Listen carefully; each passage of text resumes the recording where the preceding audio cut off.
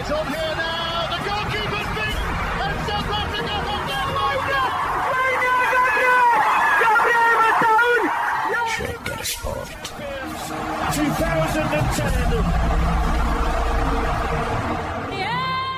በብዙ ምክንያቶች አነጋጋሪ አወዛጋቢ ሆኖ የቆየው የ2026ቱ የዓለም እግር ኳስ ዋንጫ ዛሬ ምሽት በኢትዮጵያ ሰዓት አቆጣጠር 4 ሰዓት ላይ ይጀምራል። ከዛ አስቀድሞ ደማቅ ይሆናል ተብሎ የተጠበቀ የመክፈቻ ስነ ስርዓትም ተሰናድቷል። የመጀመሪያውን ጨዋታ በሜክሲኮና በደቡብ አፍሪካ መካከል ሲደረግ እናያለን። ታዲያ በዚህ ዓለም ዋንጫ ዙሪያ ሲያነጋግሩ ከነበሩት ጉዳዮች መካከል አንዱ የብዙዎችንም ትኩረት የሳበው ሶማሊያዊው ዳኛ አርታን በ2026 የዓለም ዋንጫ አሜሪካን ገብተው ጨዋታውን እንዲዳኙ በፊፋ የተመደቡም ቢሆን አሜሪካ ወደ ሀገር አትገቡም ብላ በመመለሷ ምክንያት ብዙዎች ቅሬታቸውን፣ ቁጣቸውንና የአሜሪካንን ድርጊት ልክ አለመሆን ሲናገሩ ተሰምተዋል። አሁን በእኚህ ዳኛ ዙሪያ አዲስ ግን ደግሞ በጣም የሚያስደስት መረጃ ተሰምቷል። በሌላ በኩል ዳኛው የሚከበሩበት መድረክ ተዘጋጅቷል። ምንድን ነው ከዚህ ሶማሊያዊ ዳኛ ጋር በተያዘ የተሰማው አዲስ ነገር የሚለውን ወደ እናንተ እናደርሳለን። ትልቅ የአውሮፓ የክለቦችን ውድድር በመሃል ዳኝነት እንዲመሩ የአውሮፓ እግር ኳስ ማህበር ወስኗል። ይህንን ትሰማላችሁ። በሌላ በኩል በ2026 የዓለም ዋንጫ ዙሪያ አሁንም ብዙ አዳዲስ የሚነገሩ ነገሮች አሉ። የመክፈቻ ስነስርዓቱ ጨዋታው ከዛሬ ምሽት ጀምሮ የውድድሩ ድምቀት ሆኖ ይቀጥላል ተብሎ ይጠበቃል። በጣም ብዙ ሰዎች ይህንን የዓለም ዋንጫ ማን ሊያሸንፍ ይችላል በሚለው ዙሪያ ሀሳቦቻቸውን እየሰነዘሩ ይገኛሉ። ሁሌም ቢሆን እንዲህ ላለ ግምት ስማቸው ቀድሞ አፋችን ላይ የሚመጡ ሀገሮች አሁንም ስፍራቸውን እንደያዙ ነው። ለነሱ የሚሰጠው ቅድመ ግምት ተጠናክሮ ቀጥሏል። በሌላ በኩል ፋብሪዚዮ ሮማኖ፣ ዴቪድ ኦርንስቲየን ከዝውውር ጉዳይ ጋር በጣም የምናምናቸው ለመረጃ ቅርብ እንደሆኑም በእርግጠኝነት የምንናገርላቸው የሚዲያ ሰዎች ስለ ማንቸስተር ዩናይትድ አዳዲስ ነገሮችን ነግረውናል። ማንቸስተር ዩናይትድ 165 ሚሊዮን ፓውንድ በማውጣት ሁለት የመሃል ሜዳ ተጫዋቾችን ሊያስፈርም እንደሆነ ዴቪድ ኦርንስቲየን ይናገራል። ፋብሪዚዮ ሮማኖ በሌላ በኩል ደግሞ ማንቸስተር ዩናይትድ ሌሎች የመጫወቻ ቦታዎች ላይ ራሱን ለማጠናከር ስለሰጠው ትኩረት በዝርዝር ሀሳቡን አስረድቷል። ሁለቱንም ትሰማላችሁ። ማንቸስተር ዩናይትድ ቆርጧል። ማንቸስተር ዩናይትድ ልክ ለመሆን ዝግጁ ነው።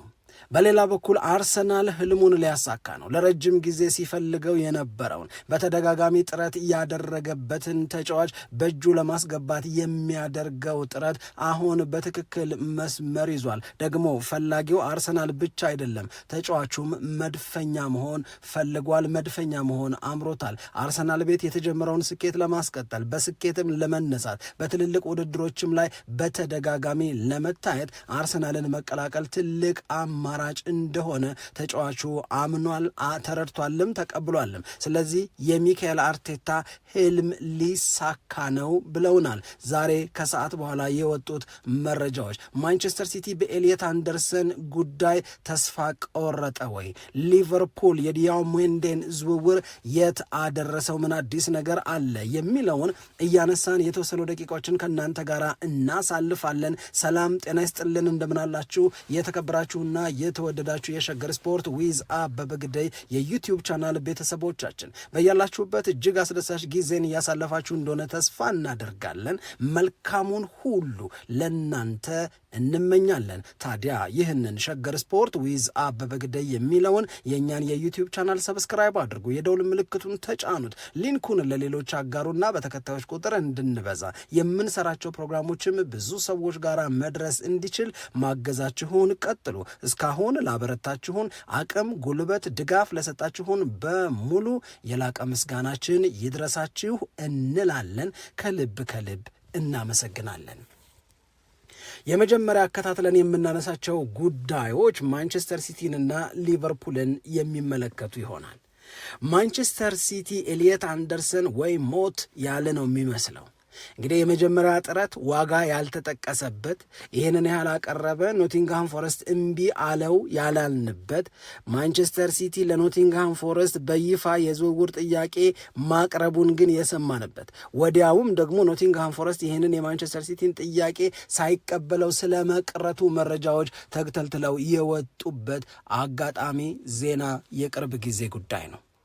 በኋላ ቆየት አለና በተለይ ትላንትና ማንቸስተር ሲቲ ይህንን ተጫዋች ለማስፈረም በድምሩ ሲጠቀለል ሲደመር ከ120 ሚሊዮን ፓውንድ በላይ ለመክፈል ፈቃደኛ ነኝ አለና ለኖቲንግሃም ፎረስት ሁለተኛውን ጥያቄ አቀረበ። ነገር ግን ይህንን ከ120 ሚሊዮን ፓውንድ በላይ የሚሆነውን ክፍያ በአንድ ጊዜ አልከፍልም፣ የመከፈሉ ጉዳይ የሚወሰነው የልጁ ውጤታማነት እየታየ ነው፣ የማይቀረው ክፍያችሁ ግን 106 ሚሊዮን ፓውንድ ይሁን ብሎ ማንቸስተር ሲቲ ጥያቄ አቀረበ። ኖቲንግሃም ፎረስት ይህንንም የማንቸስተር ሲቲን ሁለተኛ ጥያቄ ውድቅ ለማድረግ ጊዜ አልፈጀበትም። ይህንን ተጫዋች ለመሸጥ በአንድ በኩል አይቻኮልም፣ በሌላ በኩል ለተጫዋቹ ዝውውር አሌክሳንደር አይዛክ ካስወጣው 125 ሚሊዮን ፓውንድ በላይ ይገባኛል ብሎ ነው የሚያምነውና ሪከርድ መሰበር አለበት። የዝውውር ሪከርዱ ደግሞ የሚሰበረው ኤሊየት አንደርሰንን በሚገዛ ክለብ ነው መሆን ያለበት። ከሪከርዱ ዋጋ ባነሰ በየትኛው ምክንያት ኤሊየት አንደርሰንን አልሸጥም ብሎ ኖቲንግሃም ፎረስት አቋም ያዘ።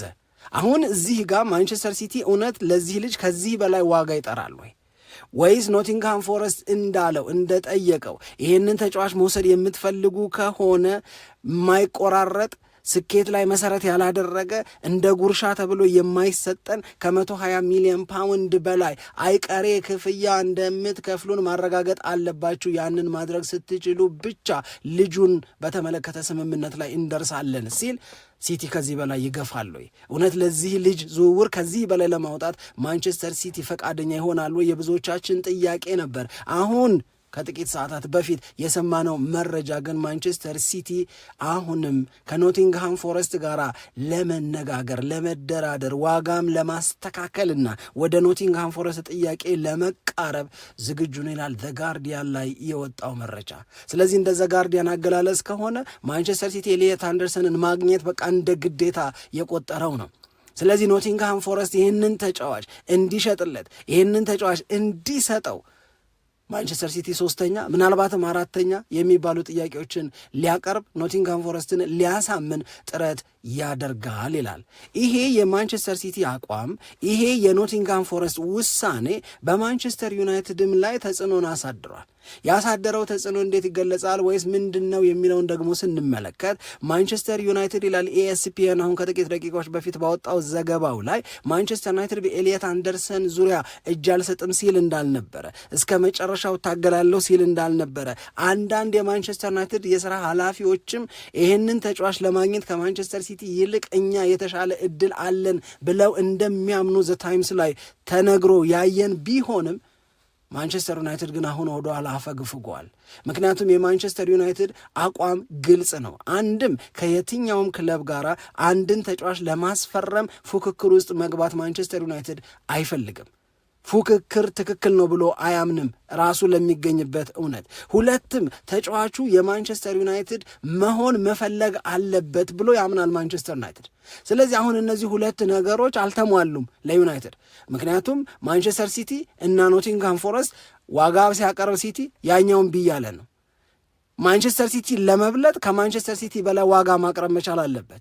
ዩናይትድ ጨምሮ ዋጋ ቢያቀርብ ማንቸስተር ሲቲ ቀጥሎ ከማንቸስተር ዩናይትድ አሻሽሎ ሌላ ኦፈር ሊያቀርብ ነው። ስለዚህ ይህንን ነው የቢዲንግ ዋር የሚሉት እነሱ። በቃ የቢዲንግ ኮምፒቲሽን ውስጥ መግባት አንፈልግም እኛ። ማንቸስተር ሲቲ እንዲህ ባለ መንገድ ዋጋውን እየቆለለ እኛም ሲቲን ለመብለጥ ብለን ዋጋ በዋጋ ላይ እየሰቀለን እየሰጠን የሚሆን ነገር የለም። ይሄ ከዝውውር አፈጻጸም ውሳኔያችን ጋር አብሮ አይሄድም የሚል ነው። ሁለተኛው በግልጽ ሰሞኑንም ስንነግራችሁ እንደነበረው ኤሊየት አንደርሰን ከሁለቱ የማንቸስተር ከተማ ክለቦች መቀላቀል የሚፈልገው ማንቸስተር ሲቲ ነው። ይህንን ማንቸስተር ዩናይትዶች ያውቃሉ።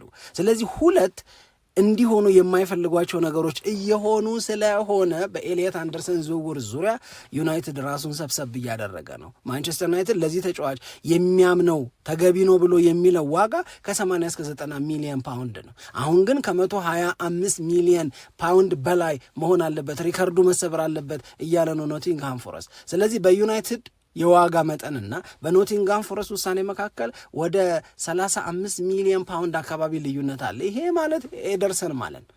ይሄንን ሊያደርገው አይችልም ማንቸስተር ዩናይትድ። ስለዚህ ማንቸስተር ዩናይትድ ከዚህ ፍላጎት ራሱን አሽትቷል ይላል፣ አውጥቷል ይላል። ይሄንን የሚለው ESPN ነው።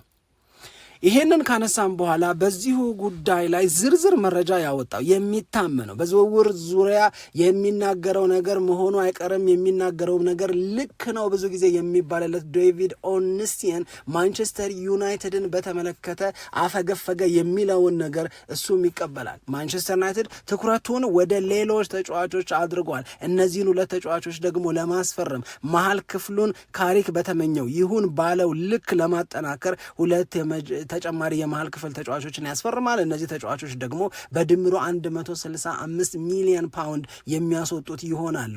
እነዚህ ሁለቱም ተጫዋቾች ማንቸስተር ዩናይትድን ለመቀላቀል የበዛ ሰፊ የሚባል ፍላጎት አላቸው። አሁን ሁሉም ነገር ተሟልቷል።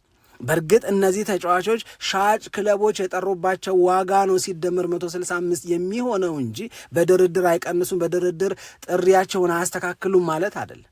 እነዚህ ተጫዋቾች እነማን ናቸው? ማቲያስ ፈርናንዴዝ ነው አንደኛው። ዴቪድ ኦርንስቲየን የሚለው ዩናይትድ ፉሊ ፎከስድ ሆኖ አሁን እየሰራ ያለው ማቲያስ ፈርናንዴዝ እና የበርንመዙ የመሃል ሜዳ ተጫዋች አሌክስ ስኮት ላይ ነው።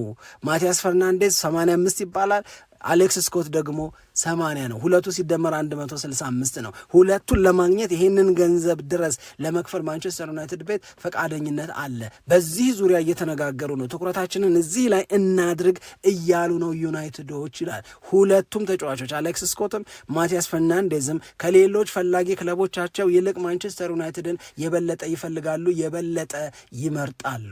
ሁሉም ነገር ከነዚህ ልጆች ጋር በተያዘ ለማንቸስተር ዩናይትድ የሚስማማ ለማንቸስተር ዩናይትድ ደስ የሚያሰኝ ሆኗል። ዋጋውንም ማስቀነስ ይቻላል። የልጆቹን ፍላጎት የዩናይትድ ተጫዋች መሆን ነው። እንዲህ ሲሆን እገባበታለሁ፣ እንዲህ ሲሆን እገፋበታለሁ አይነት አቋም ነው ያለው ማንቸስተር ዩናይትድ። ካልሆነ ምን ያደርጋል? ካልሆነ ከሁለት አንዳቸው ላይ የበለጠ ትኩረት አድርጎ ይሰራል። ያንን ሰርቶ ማንቸስተር ዩናይትድ የቀረውት ቦታዎች ላይ ራሱን ለማጠናከር የበለጠ ትኩረት ያደርጋል። እንደ አንድ አማራጭ እየታሰበ ያለው እነ ሜሰን ማውንትን እነ ብሩኖ ፈርናንዴዝን ትንሽ ወደኋላ ስቦ ማጫወት የሚቻልበትን ምድል ኮንሲደር ማድረግ ይቻላል። ምክንያቱም ገበያው አብዷል። ምክንያቱም ለተጫዋቾች የሚጠራ ዋጋ እና ማንቸስተር ዩናይትድ ማስተካከል ያለበት የቡድን ምጣኔ ወይም ቲም ባላንስ በጣም ብዙ ቦታዎች ላይ መነካካትን የሚፈልግ ነው ተብሏል። ስለዚህ ዴቪድ ኦርንስቲየን የሚነግረን ነገር ማንቸስተር ዩናይትድ አሁንም ስትሮንግሊ ፍላጎታቸው የነበረው የሆነ ለመናገር ዩናይትዶች እንደ ዴቪድ ኦርንስቲየን አገላለጽ ዛሬ ዓለም ዋንጫው ከመጀመሩ በፊት ቢያንስ አንድ ተጨማሪ ተጫዋችን ማስፈረም ነበር። ነገር ግን ዓለም ዋንጫው ቀድሟቸዋል። ቢሆንም ግን አሁንም በመጪዎቹ ጥቂት ቀናት የተወሰኑ ተጫዋቾችን ዝውውር የተሻለ ደረጃ ማድረስ ላይ ማንቸስተር ዩናይትዶች ተግተው እየሰሩ ይገኛሉ። ይሄንንም ያደርጉታል ተብሎ ነው ተስፋ እየተደረገ ያለው። ሌላ ማንቸስተር ዩናይትድን የሚመለከት ጉዳይ ማንቸስተር ዩናይትድን በሚመለከት ፋብሪዚዮ ሮማኖ ደግሞ የሚነግረን ማንቸስተር ዩናይትድ ከኒውካስል ዩናይትድ ተጫዋች ከሉዊስ ሃል ጋራ መነጋገር ጀምሯል ነው። የሉዊስ ሃል ፍላጎት ምን እንደሆነ ማወቅ፣ ማጣራት፣ መመርመር፣ በዛ ዙሪያ መረጃዎችን መሰብሰብን ማንቸስተር ዩናይትድ ሰርቶ አጠናቋል። ሉዊስ ሃልም ልክ እንደነ ማቲያስ ፈርናንዴዝ እና አሌክስ ስኮት ሁሉ ከኒውካስል ዩናይትድ ወጥቶ ለማንቸስተር ዩናይትድ ተጫዋች መሆንን ይፈልጋል ነው።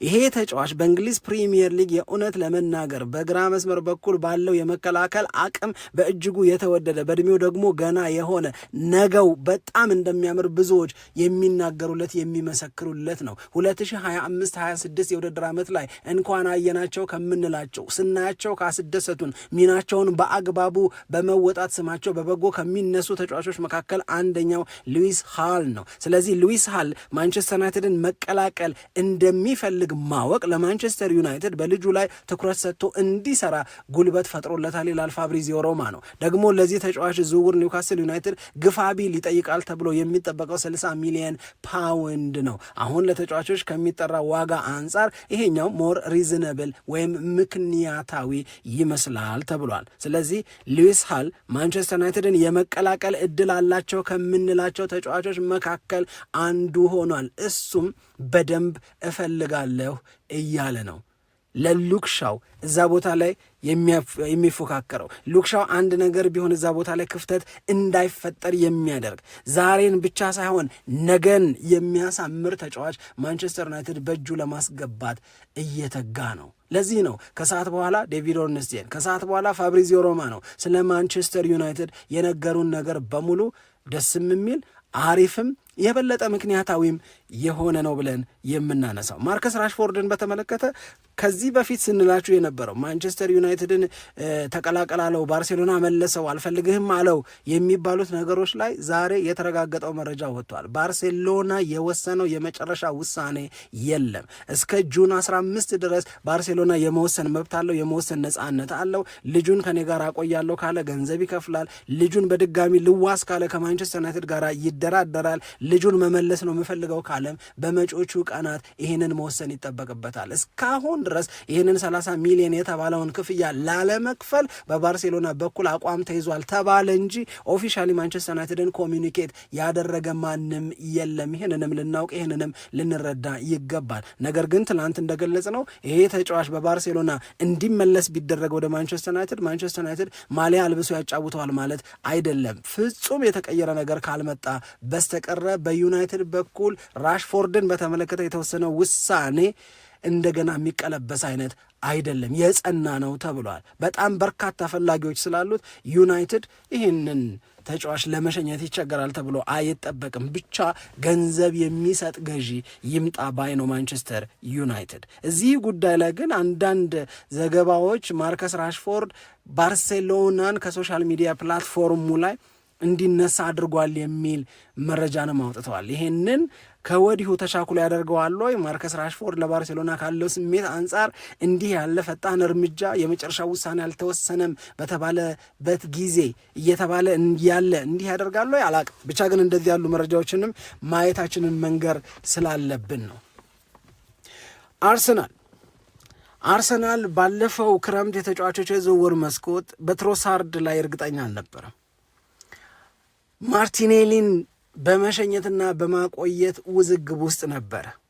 መጨረሻ ላይ ግን አርሰናል እነዚህን ሁለት ተጫዋቾች ከቡድኑ ጋር እንዲቆዩ ወሰነ። ስለዚህ በዘንድሮ የውድድር ዓመት በዛ ያለውን ጨዋታ ትሮሳርድ ተጫወተ። በተወሰኑ ጨዋታዎች ላይ በመጀመሪያ ተሰላፊነት፣ በተወሰኑ ጨዋታዎች ላይ እየተቀየረ እየገባ አገልግሎትን ሰጠ ማርቲኔሊ። አሁን ግን እነዚህ ሁለት ተጫዋቾች ከአርሰናል ጋር መድፈኛ ሆነው ይቀጥላሉ ወይ? ማንም እርግጠኛ አይደለም። አርሰናል እያወጣ እያወረደ አማራጮቹን እያሰፋ እያጠበበ ነው የሚገኝም። በአብዛኛው እነዚህን ሁለት ተጫዋቾች ሸጦ እዛ ቦታ ላይ ሁለት የተሻሉ አማራጭ የሚላቸውን ተጫዋቾች ለማስፈረም እየሰራ ነው የሚለውን ግን መያዝ አለብን። እዚህ ላይ አምናት እዚህ የሚላችሁ ከሆነ ከአርሰናል ጋር በጣም በተደጋጋሚ ስሙ ሲነሳ የነበረው ተጫዋች ኒኮ ዊሊያምስ የሚባለው ነው። ኒኮ ዊሊያምስን አርሰናል፣ ኒኮ ዊሊያምስን አርቴታ በጣም እጅግ በጣም ይፈልጋሉ። ይህንን ተጫዋች ለማስፈረም በባርሴሎናም በኩል ይህንን ተጫዋች ለመግዛት በባየር ሚዩኒክም በኩል ጥረት ሲደረግ ነበር። በኋላ ሁላችንንም ያስደነገጠ እንዴት ያስባለ በጣም የተጋነነ በጣም ረጅም ዓመታትን ኮንትራት ክለቡ ሰጠው ለኒኮ ዊሊያምስ። እሱም ደስተኛ ሆኜ ፈርም ያለው አለ። ዓመታት ነው የሚቆየው። ከ10 ዓመት በላይ ነው እዛ ቤት እንዲቆይ ስምምነታቸው የተፈረመው። አሁን ይሄ ተጫዋች ግን አምና እንደዛ ያለ ለብዙዎቻችን የመነጋገር ምክንያት የሆነ ፍጹም ያልተለመደ ልክ ለኤርሊንግ ብራውት ሃላንድ የተሰጠው አይነት የ10ና የዛ በላይ ዓመት ኮንትራት ለዚህ ልጅም ተሰጥቶት ነበር። ዘንድሮ ግን እሱ መውጣት ይፈልጋል። እሱን በመሸጥ ጉዳይ ላይ ክለቡ አትሌቲክ ቢልባኦም ፍላጎት አለው ተባለ። ይሄኔ ነው አርሰናል ሰፍ ማለት የጀመረው። ይሄኔ ነው አርሰናል በጉዳዩ ዙሪያ መረጃ መሰብሰብ የፈለገው። እናም ሲያጣራ በክለቡም በኩል በተጫዋቹም በኩል አርሰናልን ለማነጋገር ፈቃደኝነት አለ። ይሄ ተጫዋች ኒኮ ዊሊያምስ ገበያ ላይ ነው ያለው፣ ይሸጣል። የሚስማማ ኦፈር ይምጣ እንጂ አይኑን አያሽም ክለቡ። ተጫዋቹ ደግሞ ባለፈው የነበረው ፍላጎት በአርሰናል በኩል አሁንም የጸና ከሆነ አሁንም ባለበት ካለ ኮንሲደር ሊያደርገው ፈቃደኛ ሆኗል የአርሰናል ተጫዋች መሆን። ምክንያቱም አርሰናል የ2025/26 የፕሪሚየር ሊግ አሸናፊ ነው። ምክንያቱም አርሰናል የአውሮፓ ቻምፒዮንስ ሊግ የፍጻሜ ተፋላሚ ነው።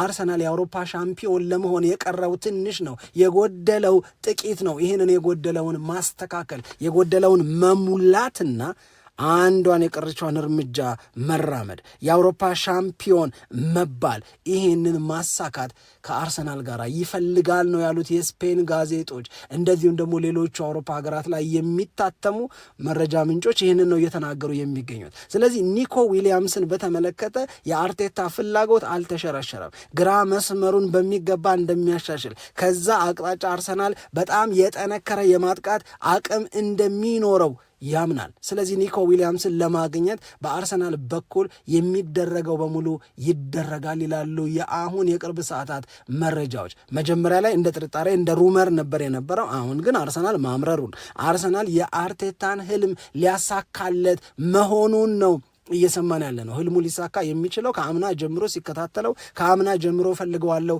ሲለው የነበረውን ተጫዋች የአርሰናልን ማሊያ እንዲለብስ ስምምነት ላይ መድረስ፣ ገንዘቡን ማውጣት፣ ልጁ ወደ ሰሜን ለንደን እንዲጓዝ ማድረግ ነው። እሱም ይፈልጋል፣ አርቴታም ያልማል ይጓጓልም። አርሰናልን ኒኮ ዊሊያምስ በሚገባ እንደሚያሻሽለው የእግር ኳስ ተንታኞችም ተማምነው እየተናገሩ ይገኛሉ። ሊቨርፑል ዲዮማንድ የሚባለውን ተጫዋች ለማስፈረም የሚያደርገውን ጥረት አጠናክሮ መቀጠሉን ሰምተናል። ለዚህ ተጫዋች አርቢ ላይፕሲጅ እየጠየቀ ያለውን ዋጋ ከመክፈል አንጻር ብዙም ችግር አልታየበትም ተብሏል። መጠነኛ ማስተካከያ እንዲደረግ ይፈልጋል። ልጁን ማሳመን አለበት።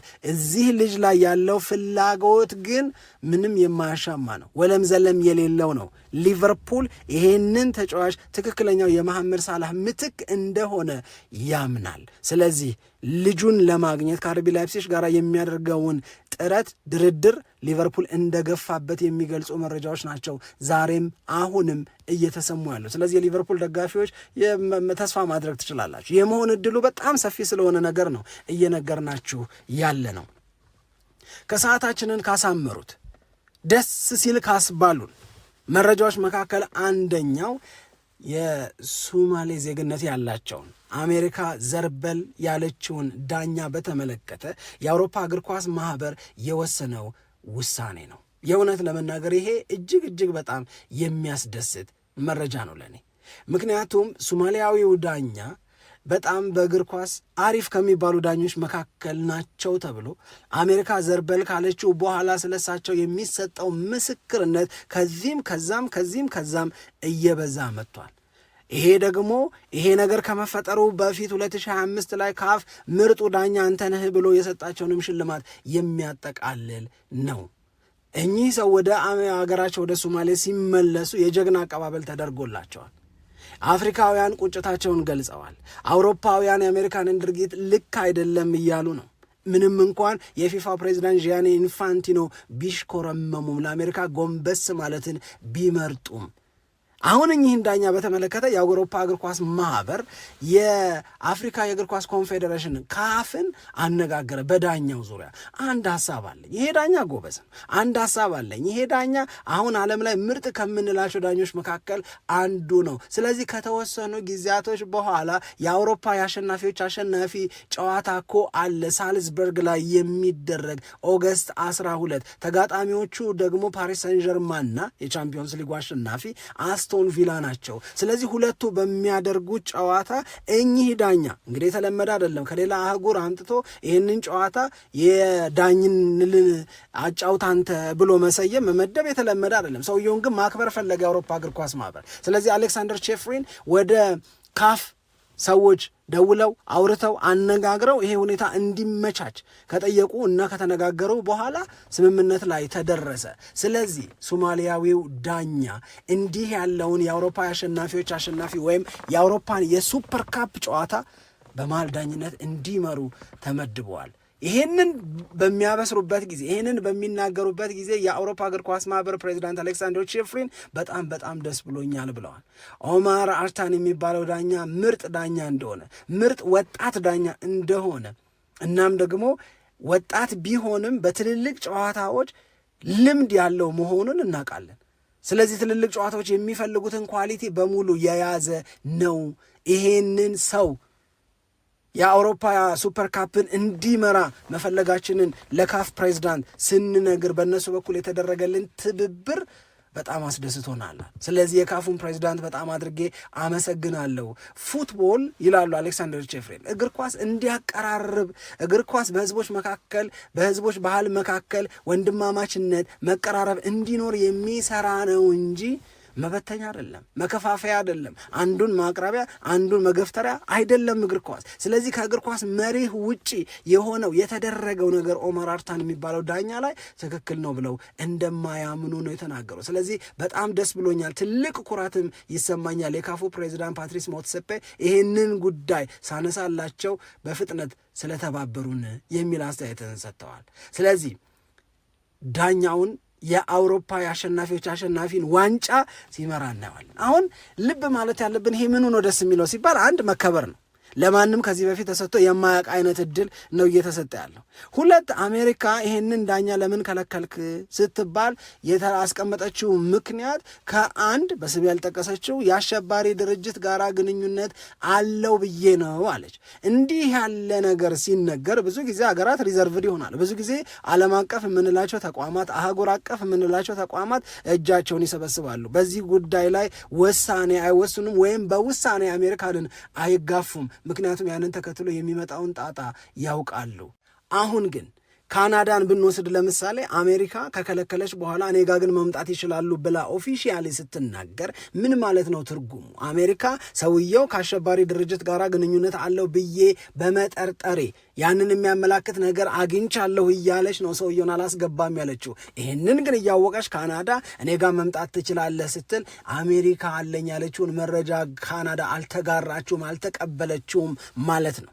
ሁለተኛው ነገር የአውሮፓ እግር ኳስ ማህበር አስቶን ቪላና ፓሪስ ሰን ጀርማ ኦገስት 12 ጨዋታቸውን ሲያደርጉ የመሃል ዳኛ አንተነህ ብላ ዳኛውን ስታከብር ከተለመደው አሰራሩ ወጥቶ የአውሮፓ እግር ኳስ ማህበር እንዲህ ያለውን እርምጃ ሲወስድ አሜሪካ ያለችውን ነገር አለመቀበሉን ያሳያል። ለዳኛው ስሜት፣ ለዳኛው ክብር መጨነቃቸውን ያሳያል። ይሄ ከምንም በላይ ደስ ይላል። ከምንም በላይ ትልቅ የኩራት ስሜትንም ይፈጥራል። ስለዚህ የፒኤስጂንና የአስቶን ቪላን የአሸናፊዎች አሸናፊ ውድድር ስናይ አፍሪካዊው ዳኛ፣ ሶማሊያዊው ዳኛ በአሜሪካ በመገፋታቸው ሀገር አትገባም በመባላቸው ምክንያት ብዙዎች የተቆጣንላቸው የተቆረቆርንላቸው ዳኛ ይህንን ትልቁን ውድድር ይመራሉ በመሃል ዳኝነት። በነገራችን ላይ ዲፕሎማቲክ ፓስፖርት ነው ያላቸው። በነገራችን ላይ ሲንግል ኢንትሪ የተፈቀደበት ቪዛንም ይዘዋል። 11 ሰዓት ካጉላላቸው በኋላ ነው አንተ ሀገር አትገባም ብላ አሜሪካን የመለሰችው። ይህንን በተመለከተ አንድ የመጨረሻ አስተያየት እኔ በግል መስጠት የምፈልገው እና አውሮፓ እግር ኳስ ማህበር እዚህ ርቀት ሄደው ሲያስቡ ካፍ እስካሁን እኔ ኦፊሻሊ የሰማሁት ያወጣው የቅሬታ የልክ አይደለም የለምን እንደዚህ ይደረጋል አይነት መግለጫ ነው ያልሰማው። የአውሮፓ እግር ኳስ ማህበር ራሱ ነው የካፉን ፕሬዚዳንት አነጋገርኩ እያለ ነው ያለ። እንደገና ደግሞ የፊፋ ፕሬዚዳንት ጂያኒ ኢንፋንቲኖም ይህንኑ ጉዳይ በተመለከተ ከጋዜጠኞች የሚመጣውን ጥያቄ ተሽኮርመው አለፉት እንጂ አድበስብሰው ለስፖርቱ ጥሩ አይደለም፣ ለእግር ኳሱ ጥሩ አይደለም፣ ሀገራት እንደነዚህ ያሉ ነገሮችን የበለጠ ለማስተካከል ረጅም ርቀት መሄድ አለባቸው የሚል ትንሽም ብትሆን ቆራጥ የምትመስል ትንሽም ብትሆን አቋም የምትመስል ነገር ከማንጸባረቅ ይልቅ ዶናልድ ትራምፕን ሲያንቆለጳጵሱ ነው የዋሉት። ለማንኛውም የአውሮፓ እግር ኳስ ማህበር ይህንን ስላደረገ እኔ በግሌ በጣም ደስ ብሎኛል። እናንተ ላይ የፈጠረውን ስሜት ደግሞ ብናውቅ በጣም እጅግ በጣም ደስ ይለናል። ለማንኛውም አብራችሁን ስለነበራችሁ እጅግ በጣም አድርገን እናመሰግናለን። የዓለም ዋንጫው ሊጀምር ሰዓታት ብቻ ቀርተውታል። ጥሩ የምትዝናኑበት አሪፍ ጊዜ የምታሳልፉበት የዓለም ዋንጫ እንዲሆን እንመኛለን። እንዲህ ባሉ መረጃዎች ደግሞ እናማሻችኋለን። አዳዲስ ነገሮችንም ለእናንተ መንገራችንን እንቀጥላለን። አብራችሁን ስለነበራችሁ በድጋሚ እናመስግን። ኢትዮጵያ ለዘለዓለም ትኖር።